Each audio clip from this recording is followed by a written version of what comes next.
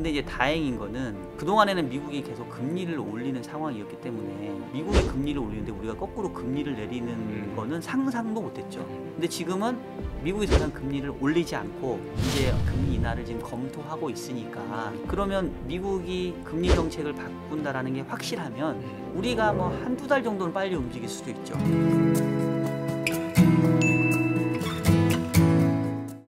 좀 더 이제 금리 얘기를 좀 해보면 좋을 것 같은데, 이제 부장님께서는 금리는 경제의 미래를 알고 있다 이런 책도 이제 내신 걸로 알고 있습니다. 이 금리가 이 경제 전망에 있어서 중요한 이유를 좀 먼저 좀 짚어주시면 어떨까요? 네, 일단 사실 이제 금리라고 하면 그 경제에 미치는 영향은 제가 봤을 때는 경제의 원인으로서 작용을 하기도 하고 또 경제 활동의 결과물로서 금리가 나타나기도 해요. 네. 그래서 여러 가지 다양한 좀 의미가 있는데 일단은 이제 제가 금리는 경제의 미래를 알고 있다라는 책을 썼었을 때 이제 제가 그 책을 통해서 하고 싶었던 얘기 뭐였냐면 우리가 그 일반인들은 금리라고 하면 그냥 하나의 금리가 있다고 생각을 하시는데 그렇지가 네. 않거든요. 아. 금리의 종류가 상당히 많아요.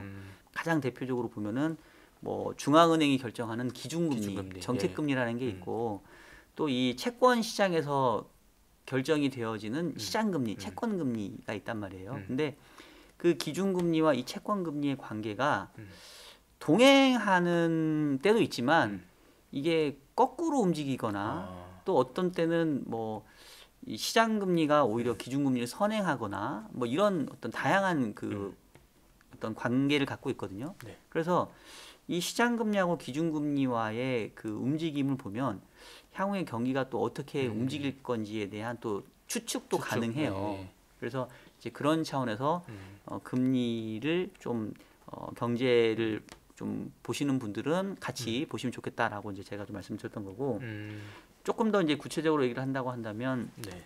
지금 상황에서 제가 한번 해석을 해볼게요. 네네. 제가 역시 장표를 좀 준비를 했는데 지금 그림에 보이는 거는 이제 선이 두 가지가 있어요. 하나는 파란색 선이 있고 맨 네. 위에 그다음에 아래쪽에 그 녹색 선이 있는데 이제 요건 뭐냐면 그 금리가 보면 제가 종류가 많다고 그랬는데 그 이 채권을 발행한 발행자에 따라서 금리 수준도 달라지고 발행자가 동일하더라도 만기에 따라서 또 금리가 달라져요. 네. 그래서 여기에 나오는 거는 뭐냐면 둘 다 하나는 미국 정부가 발행한 미국채고 파란색이 녹색은 한국 정부가 발행한 한국 국고채입니다. 근데 보시면 한국 정부가 발행한 국고채를 하더라도 3개월 금리, 6개월 금리, 5년, 7년, 10년, 15년 금리가 다 다르단 말이에요. 그렇죠? 그래서 이제 이거를 쭉 선을 연결시켜 보면 이제 하나의 곡선이 나오고 이걸 우리가 수익률 곡선 이렇게 부르는데 일반적으로는 만기가 길면 길수록 금리가 좀 높은 게 정상이에요. 왜냐하면 내가 1년 동안 투자하는 것보다는 5년, 10년 동안 투자하는 게 어쨌든 좀 불확실성이 좀 크니까 그렇죠. 이제 그에 해당하는 만큼의 조금 뭐 리스크 프리미엄 같은 게 얹히거든요. 네. 그래서 일반적으로는 만기가 길면 길수록 금리가 좀 높습니다. 그래서 정상적인 수익률 곡선은 우상향하는 형태예요. 근데 이게 이제 일반적이라고 말씀을 드렸으니까 일반적이지 않은 경우도 많단 말이에요. 네. 거꾸로 만기가 긴데 오히려 금리가 낮을 때도 있어요. 예를 들면 하루짜리 금리는 뭐 5%인데 네. 10년짜리 금리는 뭐 한 3%, 4% 이럴 때도 있단 말이에요. 그러면 상식적으로 그쵸. 이해가 안 되잖아요. 네. 굳이 아니, 내가 그렇게 1년 맡기면은 5% 주는데 10년 맡기면 3%밖에 안 준다고? 그럼 내가 10년짜리를 왜 해야 돼? 그렇죠. 네. 이럴 수 있죠. 근데 분명히 시장에 그렇게 거래되고 있단 말이에요. 그렇게 거래되는 시장이 바로 미국 시장이에요. 미국의 수익률 곡선을 위를 보시면 지금 미국은 1년짜리 금리가 5.5 막 이래요. 그러네요. 예. 근데 미국 10년짜리 금리는 4.4. 그러니까 아까 제가 얘기했던 말도 안 되는 상황인 거죠. 네. 그러면 미국에 있는 투자자들은 바보가 아닐 텐데 1년짜리 만기인 채권은 막 5.5 이러는데 왜 10년짜리 만기 채권은 막 4.5 이밖에 안 되느냐. 그러면 이 미국 채권을 투자하는 사람들은 어떤 생각하냐면 지금은 미국 경제가 좋고 인플레이션 압력이 세니까 금리를 5.5로 지금 유지하고 있지만 조금의 시간이 지나면 결국은 금리를 빠르게 떨어뜨려야 되는 그런 상황이 다시 올 거야. 다시 올 거다. 아. 그러니까 나는 1년짜리를 지금 5.5에 사면 1년 뒤에 다시 또 재투자를 해야 되잖아요. 그럼 1년 뒤에 만약에 금리가 5.5가 아니라 막 확 떨어져 있으면 어떡해요? 그리고 그 뒤에 또 2년 뒤에 또 떨어져 있으면 어떡해요? 아, 그런 전망이 반영이 되는구나. 그렇죠. 네. 그러면 차라리 나는 10년짜리를 그냥 지금 이런 얘기 되나? 그냥 네, 아도칠게. 일본말 쓰면 안 되는데 이게 착 달라붙는 표현이 없다 보니 그냥 내가 그냥 10년짜리를 묶어버릴게. 그냥 나는 4.5를 10년으로 고정시켜주는 게 더 좋겠어. 왜냐하면 앞으로 계속 금리가 떨어질 것 같으니까 나는 지금 4.5로 그냥 해놓을게. 이런 예상이 지금 녹아져 있단 말이에요. 아, 그렇구나. 네. 그래서 그렇게 저런 곡선이 나오는 거구나. 그렇죠. 그래서 네. 이제 수익률 곡선이 지금 역전이 되어 있는 거고 이거를 이제 장기 금리와 단기 금리의 차로 계산해 보면 장기 금리가 단기 금리보다 낮으니까 이거를 빼보면 마이너스가 나오겠죠. 네. 그래서 신문 기사를 읽다 보면 장단기 금리가 역전이 되어 있고 장단기 금리가 역전이 되어 있으면 이게 향후에 경기 침체를 예고하고 뭐 이런 얘기가 그게 들어 보였을 거예요. 그렇게 연결되는구나. 예, 그게 이 얘기예요. 왜 장단기 금리가 역전이 돼 있냐? 장기 금리가 단기 금리보다 낮게 형성되는 거고 그러면 왜 걔네들은 단기 금리가 높은데 장기 금리가 낮은 거를 굳이 왜 장기 채권을 사냐? 지금은 높은 금리지만 앞으로는 금리가 많이 떨어질 거다 생각하는 거고 그 얘기는 언젠가는 경기가 상당히 다시 좀 침체가 올 거다라는 걸 지금 내포하고 있는 거죠. 네네. 그래서 이런 장단기 금리의 그 움직임 그리고 장단기 금리가 역전되어 있는 기간 이런 거를 계산해 보면 대략적으로 향후 경기가 언제 꺾일지에 대한 추정이 가능해요. 가능하구나. 예. 왜냐하면 과거 경험이 있을 거 아니에요. 과거에 보니까 장단기 금리가 역전되고 거의 한 1년 반에서 2년 정도 지나면 경기가 침체가 오더라. 이런 이제 경험치가 있다 보니까 이제 요것만 분석하는 사람들은 이제 경기 침체가 멀지 않았구나. 또는 아직은 시간이 좀 남았구나. 이제 이런 것들을 좀 가늠해 볼 수 있거든요. 네. 그래서 우리 이제 뭐 개인 투자자들이 이 장단기 금리 차를 통해서 향후에 경기가 언제 꺾이냐 마냐 이제 이런 것까지 예측하라고 하는 거는 좀 너무 어려운 얘기고 다만 적어도 장단기 금리 차가 지금 역전이 되어 있기 때문에 미국 기준으로 미국이 당장은 경기가 좋지만 언젠가는 꺾일 수 있구나. 그런 것들이 어느 정도 이제 이 수익률 곡선 채권 시장이 지금 녹아져 있고 이 시기가 언제가 될 건지에 대해서는 또 계속 해석이 나오니까 이제 여러분들이 알고 그 내용들을 계속 이제 업데이트를 하시면 되시겠죠. 이제 그런 차원에서 조금 금리가 중요하다 얘기입니다. 그런 걸 좀 알고 또 자산 시장에 대해야지 그렇지 않고 무작정 들어갔다가는 손해 볼 수 있으니까. 그 아까 이제 말씀하셨는데 금리가 다양한 이제 뭐 자산 시장에 영향을 미치고 있는데 뭐 미국 금리가 동결되면서 뭐 비트코인 ETF에서도 자금이 빠져나갔다 뭐 이런 얘기도 있었는데 이런 연관성은 어떻게 좀 봐야 될까요? 그러니까 요거는 근데 또 조금은 이제 다른 결로 좀 설명을 해야 되는데 요즘에 자산 시장에서의 그 화두 내지는 유행어라고 하면 bad is good이에요.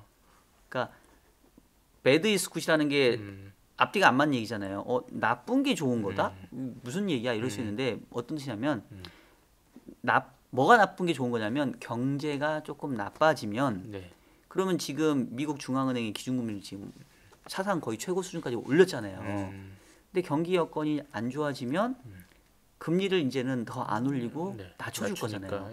그러면 아이러니하게도 경제 상태가 안 좋아져서 금리를 낮추는데 자산 시장은 그게 또 좋은 거란 말이에요. 왜냐하면 금리를 낮춘다는 얘기는 그만큼 통화량이 늘어난다는 얘기니까 자산 가격에는 오히려 조금 상승 효과가 생기거든요.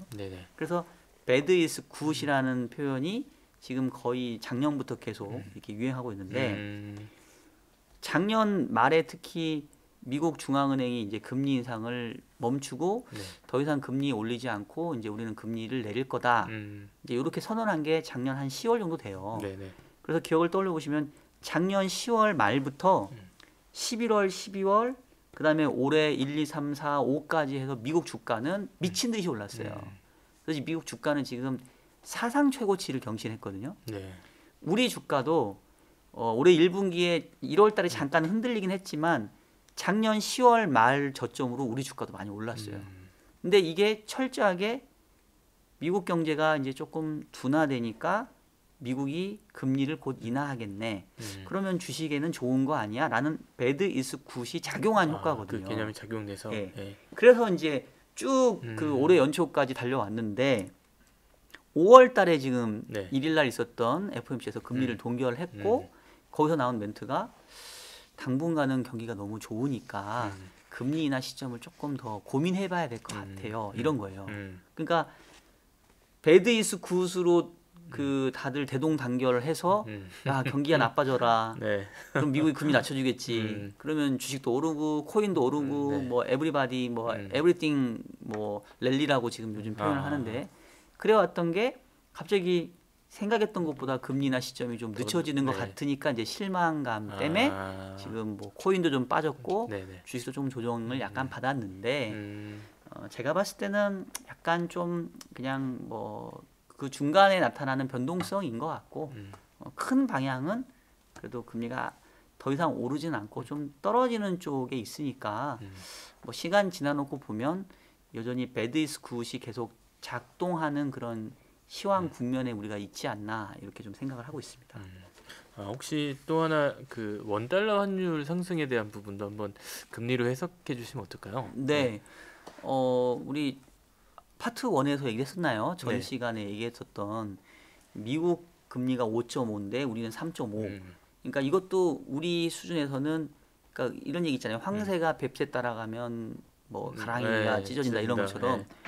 미국은 경제가 너무 좋으니까 5.5지만 우리는 그렇지 못하니까 금리를 마냥 올릴 수는 없어서 그래도 최대한 올린 게 3.5란 말이에요. 네. 근데 어쨌든 미국보다 우리가 금리가 낮으니까 그냥 같은 값이면 미국에 저금하면 5.5 이자 주고 우리나라에 저금하면 3.5 이자를 주니까 당연히 웬만하면은 그 해외로 자금이 좀 이탈하려고 하는 유인이 생기겠죠. 그쵸. 예. 물론 이제 이거를 환해지 비용까지 감안해 보면 뭐 좀 또 거의 비슷해지긴 하지만 그냥 사람들 생각이 미국이 계속 경제가 좋고 높은 금리면 계속 달러가 강해지는 거 아니야? 우리나라는 반면에 계속 경기가 부진한 거 아니야? 이제 이러다 보니까 이런 기대가 또 반영이 돼서 네. 또 외환 시장에 이렇게 좀 환율의 상승 압력으로 지금 작용을 하고 있다고 볼 수 있겠고요. 다만 뭐 이제 앞서 얘기했던 것처럼 결국 미국이 여기서 고금리를 언제까지 유지하느냐에 따라서 이 우리 외환 시장도 영향을 받을 텐데 미국도 지금 이제 더 이상 금리를 올리진 않고 금리 인하 시점을 이제 조율한다고 하니까 이제 그렇게 되면 다시 또 달러화가 약해지고 또 원화가 강해지면서 환율이 좀 떨어질 수 있을 거예요. 그래서 지난번에 원달러 환율이 1,400원 찍었는데 네. 지금은 뭐그 정도가 이번 사이클에서 좀 고점 아니었나 이렇게 조금 생각을 해보고 있습니다. 달러와 함께 혹시 엔화에 미치는 영향도 있을 네. 것 같은데 그 부분은 어떨까요? 그러니까 엔화도 마찬가지예요. 그러니까 일본 같은 경우는 지금 거의 십몇 년 만에 금리 인상을 처음 했거든요. 네. 그러면 원래는 엔화가 강해져야 되는데 일본은 이제 마이너스 금리에서 이제 막 마이너스 금리를 탈피한 정도로 그냥 여전히 거의 제로 금리 수준이고 미국은 금리가 5.5 높으니까 이 금리차 때문에 달러화가 강하고 이제 엔화가 약한 그래서 달러엔이 지금 뭐 155엔 막 이러고 있는 모습이 이제 그런 상황인데 근데 역시 이것도 미국이 더 이상 금리를 올리지 않고 언젠가 금리를 인하하게 되면 방향이 미국은 이제 금리를 인하하는 쪽이고 네. 일본은 오히려 금리를 올리는 쪽으로 점차 나가기 때문에 네. 이제 어느 시점인가는 이제 엔화가 강해지는 시기가 분명히 올 거예요. 근데 이제 그 예상 시기가 조금씩 늦춰지긴 했어요.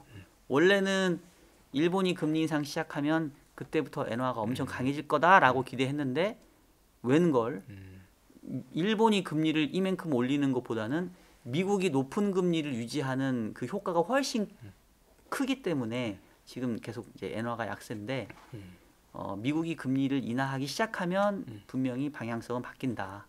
그래서 엔화는 뭐 당분간은 조금은 약세긴 하지만 역시 미국의 금리 정책의 그 시기에 따라 달라질 거고 일본 여행 가실 계획 있으시면 좀 빨리 가시는 게 엔화를 좀 미리 사놓으시는 분들도 그럼 나중에 좀 도움이 되는 건가요?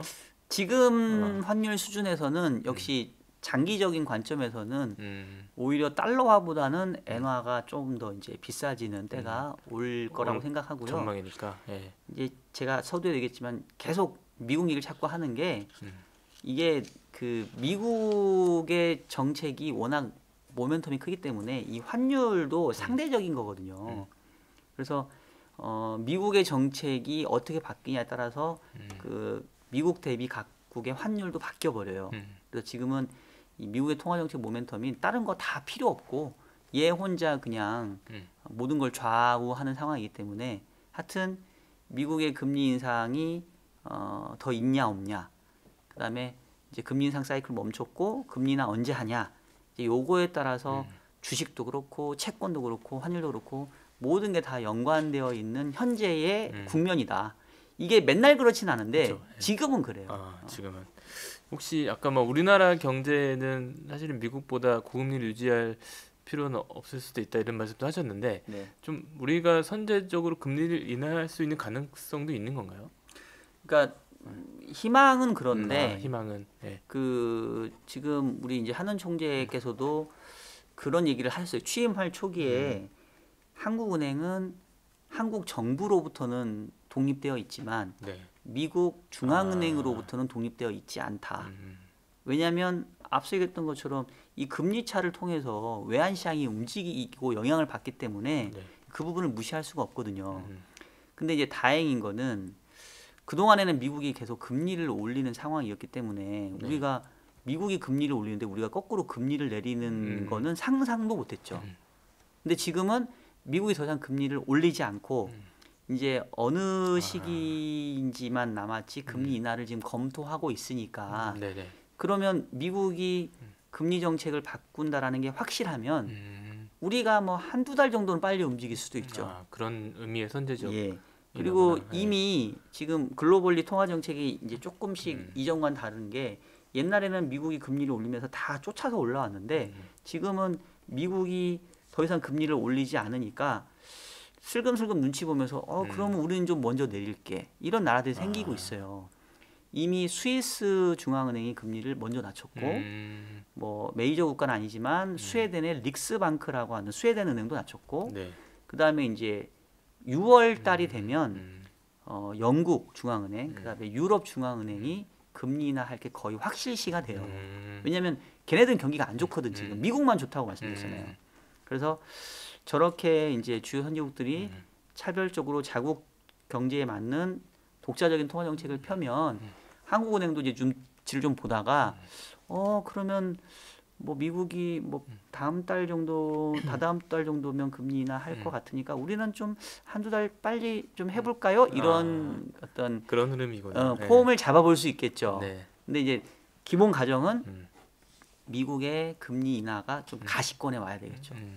근데 최근 상황 보게 되면 빨라야 한 9월 정도 되어야 미국의 금리 인하가 이루어질 가능성이 크기 때문에 한국은행이 아무리 선제적으로 금리 인하 한다 하더라도 네. 상반기에는 어렵고 어렵다. 예. 하반기에 뭐 잘해 한두 달 정도 먼저 고민해 볼 수 있지 않을까, 이런 생각이 듭니다. 네, 알겠습니다. 뭐 금리 인하 시점이 언제일지는 아직 모르지만 네. 금리가 내려온다면 또 우리 자산시장의 큰 부분 중 하나가 또 부동산인데 그쪽에는 어떤 영향을 좀 줄 수 있을까요?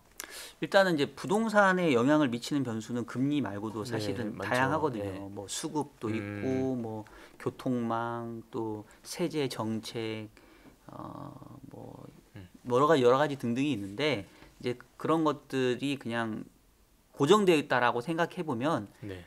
어쨌든 간에 금리가 하락하게 되면 부동산을 구입하는 입장에서는 뭐 대출 금리가 네, 좀 낮아지고 더, 네. 또 금리가 낮아진다는 얘기는 그만큼 시중의 유동성이 풍부해진다는 얘기니까 그 자체로는 이제 부동산의 상승 요인으로 작용을 해요. 네네. 대신 이제 금리가 낮아지는 게 막 갑자기 경기가 너무 안 좋아져 가지고 금리를 막 팍팍팍 내려야 된다. 예를 들면 뭐 위기 상황 네네. 때처럼 그렇게 금리 내린다라고 하면 부동산도 안 좋겠죠. 왜냐하면 금리를 낮추는 이유가 그냥 경제가 안 좋아서 그런 보통의 건데. 경기 둔화가 아니라 뭔가 위기 상황 같은 게 와가지고 막 급격하게 금리 낸다고 하면 부동산도 충격을 받을 수밖에 없어요. 네. 근데 그런 뭐 위기 상황이 아니라고 한다면 어쨌든 금리가 낮아질 앞으로의 예상은 부동산 시장에 긍정적이라고 볼 수 있겠고 이제 다른 요인들까지 맞물려 보면은 결국은 수급이 제일 중요한데 지금 뭐 우리나라는 PF 이슈 때문에 지난 몇 년 동안 이 건설회사들이 이 아파트라던가 부동산의 신규 착공이 별로 없었어요. 네네. 그래서 지금 몇 년 뒤면은 좀 공급 부족이 우려되는 네. 상황이고 실제로 그런 것들이 나타나고 있는 게 전세가율을 통해서 이미 전세가 가격이 많이 올라가고 있거든요. 그러니까 그 얘기는 시장의 실수요가 이 공급 대비 늘어나고 있다는 얘기예요. 근데 이제 이런 상황에서 만약에 금리까지 떨어진다라고 하면 조금 더 부동산 가격의 상승 탄력을 조금 가속화시킬 수도 있죠. 그래서 일단은 금리 측면에서 봤었을 때는 경기가 그냥 완만하게 둔화돼서 금리가 하락한다고 하면 부동산 시장에도 매우 호재. 근데 만약에 뭐 위기 같은 상황이 와가지고 금리가 가파르게 떨어진다라고 하면 부동산도 같은 그쵸. 그 네. 영향에서 받을 수 크게 없죠. 안 받을 수는 없다. 네. 이렇게 좀 구분하시면 될 것 같습니다. 알겠습니다. 마지막으로 좀 금리를 통해서 우리나라 경제를 좀 어떻게 전망할지 한번 정리해 주신다면 어떨까요? 네, 일단 그 앞서서 아까 수익률 곡선을 보여드렸는데 다시 한번 보여드리면 네. 미국은 수익률 곡선이 완전히 역전돼 있어요. 그러니까 그 얘기는 훨씬 미국이 그 현재의 고금리에 대한 부담이 좀 누적되고 있다. 그래서 앞으로 금리가 가파르게 하락할 정도로 뭔가 경기 침체의 압박이 좀 세지고 있다. 네. 이렇게 좀 이 수익률 곡선만 보면 그럴 수 있고 한국은 미국 정도는 아니에요. 근데 한국도 역시 보면은 현재의 그 단기 금리랑 장기 금리랑 별 차이가 없습니다. 네. 그리고 조금 길게 가 보면 오히려 장기 금리가 단기 금리보다 낮기도 해요. 그러니까 네. 그 얘기는 역시 한국 경제도 그렇게 경기에 대한 전망이 썩 긍정적이지는 않고 네. 그래서 결과론적으로 경기가 더 어려워지기 전에 조금 그래도 선제적으로 좀 금리를 낮춰줘서 경기가 좀 부담을 덜하는 정책이 나오면 좋은데 만약에 어떠한 요인에 의해서 경기는 안 좋아지는데 금리는 어쩔 수 없이 계속 높은 수준 유지해야 된다라고 하면 그러면 한국 경제도 상당히 위기 상황에 좀 올 수가 있어요. 근데 이제 그런 상황이 언제냐면 앞서 얘기했던 것처럼 우리 경제는 안 좋은데 미국이 자꾸 쓸데없이 경기가 좋고 미국이 쓸데없이 인플레이션 때문에 계속 높은 금리를 유지해야 된다. 네. 그럼 우리도 울며 겨자 먹기로 어쩔 수 없이 이 자금 이탈이 두렵기 때문에 높은 금리를 계속 그렇죠. 유지해야 된다라고 하면 약간 가랑비에 옷 젖듯이 이게 나중에 지나면 큰 부담이 될 수 있거든요. 그래서 이 수익률 곡선에 드러나 있는 양국의 경제 상황은 지금 당장은 좋지만 미래 경제에는 상당히 좀 암울한 어떤 예상을 보여주고 있고요. 그렇기 때문에 통화 정책이 빠르게 이렇게 좀 다시 그 완화 사이클로 가는 부분이 필요합니다. 그래서 그게 제때 이루어지면 이제 이른바 연착륙을 할 거고 만약에 그 시기가 늦어버리면 연착륙이 아니라 경착륙을 할 수도 있어요. 그래서 과연 이 통화 완화 정책으로의 전환이 적절하게 이루어질 거냐, 적절하게 이루어지지 않을 거냐에 따라서 한국 경제의 미래가 달려있기 때문에 그 부분 체크를 하시면 되겠고 그러면 이제 여기까지만 얘기하면 그걸 체크할 수 있는 방법이 뭔데? 라고 또 얘기하실 수 있으니까 유가를 같이 보시면 됩니다. 유가. 예. 네. 그러니까 유가가 네.